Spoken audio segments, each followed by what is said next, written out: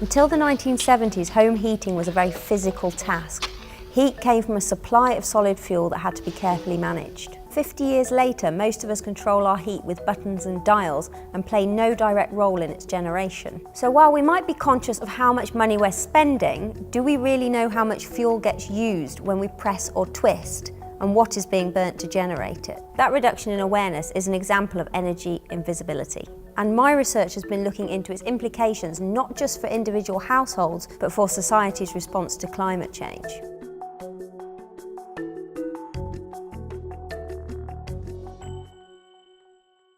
In 2017, I led a research team that recorded oral histories of home heating in the Yorkshire area. What we found was that prior to gas central heating, fuel was managed by eye. Heating the home was a laborious and multi-sensory experience. Some people missed aspects of building and maintaining fires and the control it gave them over their heating costs, but others loved the comfort and cleanliness of central heating. The changes that our participants talked about represent the most significant energy transition in living memory. But for all its benefits, the move to gas central heating has made us less prepared for the next big transition, the shift away from carbon.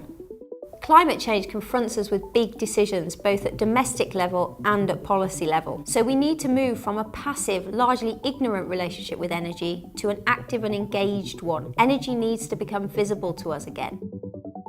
In 2018, we tried something new. We led a group walk along Sheffield's district heating pipeline to help re-engage local people with one of the sources of their energy. The walk led us to the energy from waste plant, which burns waste to provide heat for hundreds of buildings in the city. Very few Sheffielders actually know what the energy from waste facility does, so it's an example of energy invisibility in action. And that made it the perfect place to try and reconnect people with where their heat comes from. Throughout the event, we asked people about their relationship with energy and what they were seeing and experiencing. We found that participants went from a position of relative apathy at the start of the event to holding strong views on energy from waste by the end.